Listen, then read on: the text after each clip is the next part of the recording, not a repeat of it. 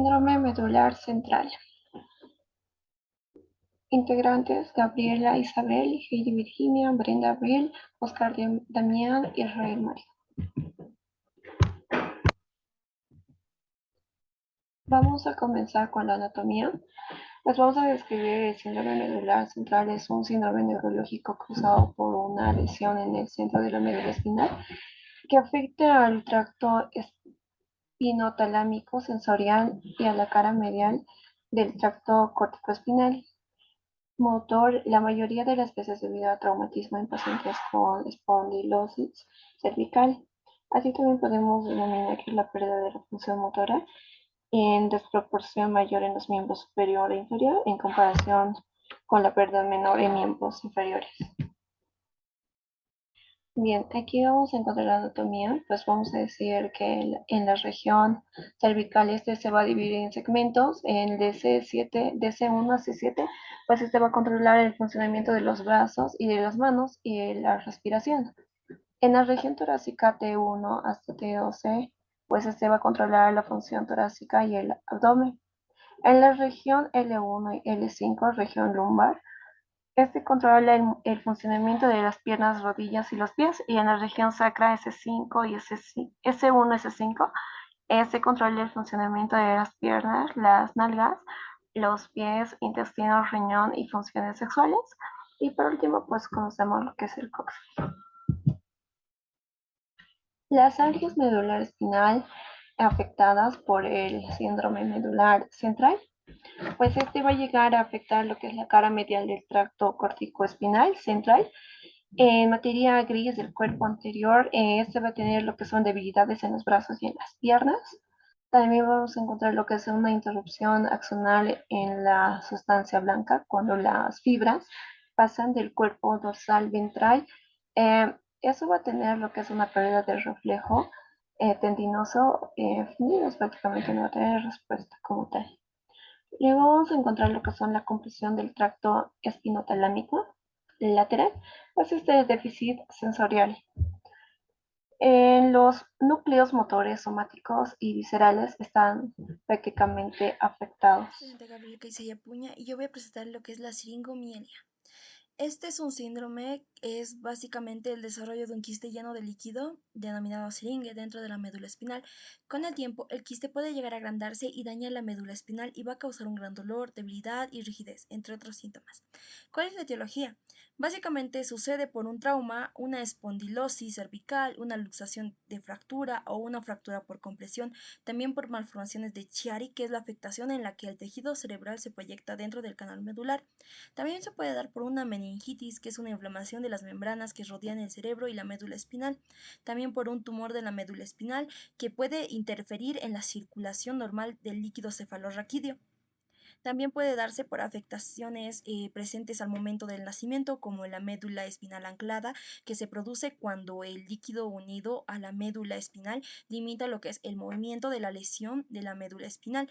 Este puede causar síntomas de meses a años después. ¿Cuál es la localización y estructuras?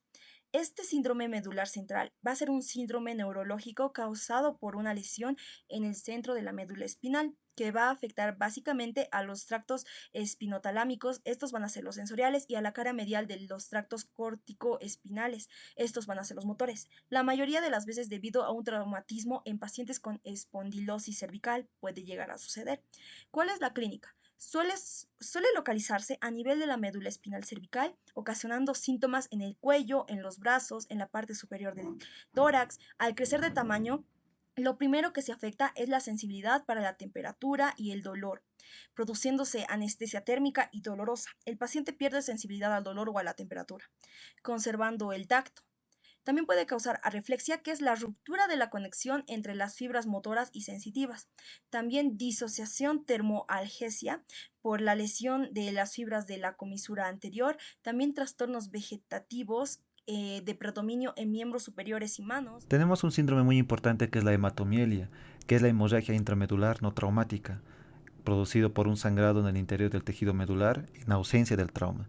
Se lo considera la más frecuente de las hemorragias intraespinales y rara si la comparamos con la frecuencia en que ocurren las hemorragias intracerebrales.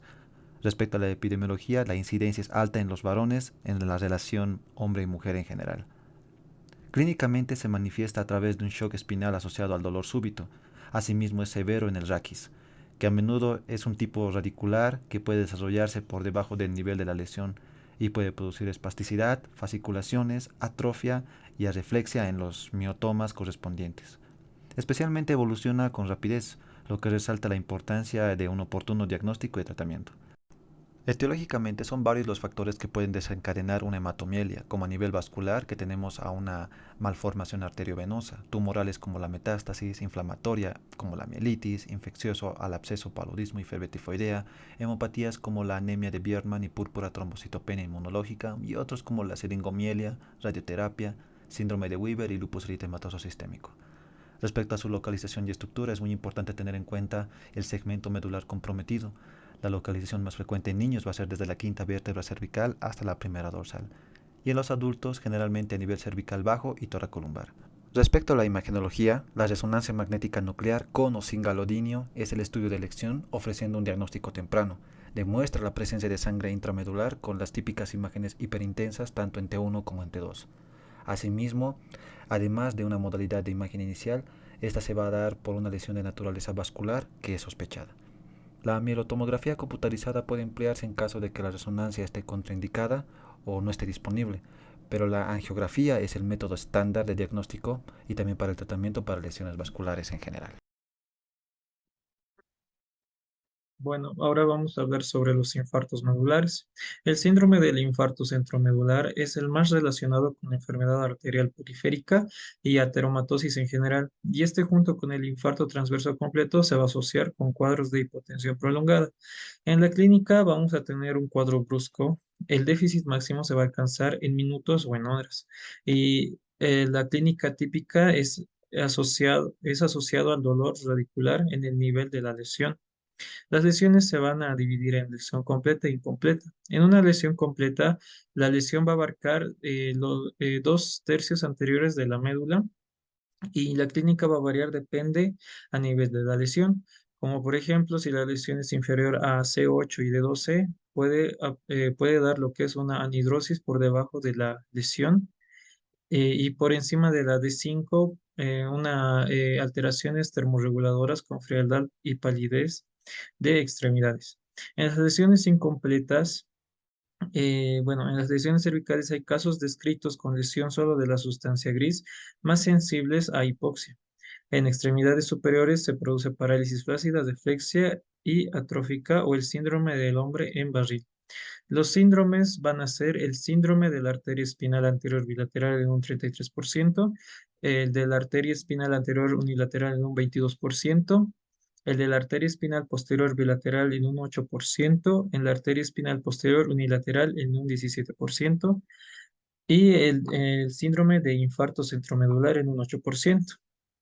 Y el síndrome de infarto medular transverso completo en un 5%. Dependiendo del síndrome va a variar lo que es la clínica. En imágenes vamos a tener lo que son resonancias magnéticas de la médula en cortes transversales que muestran un infarto afectado a los 2 tercios anteriores, como podemos ver en la primera imagen. Y en la resonancia magnética de la segunda imagen de paciente con infarto medular, tras la anestesia epidural, en el que se aprecia tenue alteración de la señal en el asta anterior bilateralmente, o también llamado ojos de serpiente. El diagnóstico de un infarto medular se va a realizar con una resonancia magnética. Si la resonancia magnética no está disponible, se puede realizar una mielografía por tomografía computarizada.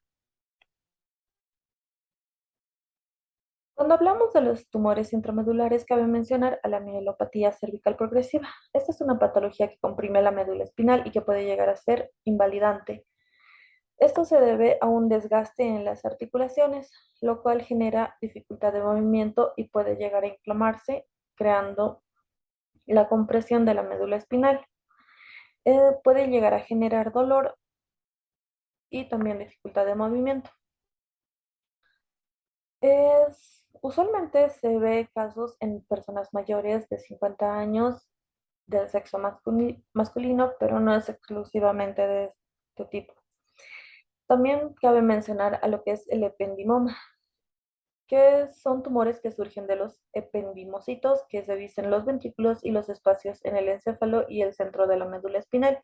Conforme estos tumores van avanzando, crean igual una compresión en la médula, lo cual puede llegar a ser invalidante. Y también mencionamos a lo que es el astrocitoma, que son tumores que se originan en las células del encéfalo con forma de estrella llamadas astrocitos. Como se puede observar en la imagen, conforme estos van creciendo, igual crean lo que es la compresión, que llega a causar in- invalidación, usualmente motora, o también puede generar dolor, al igual que el ependimoma.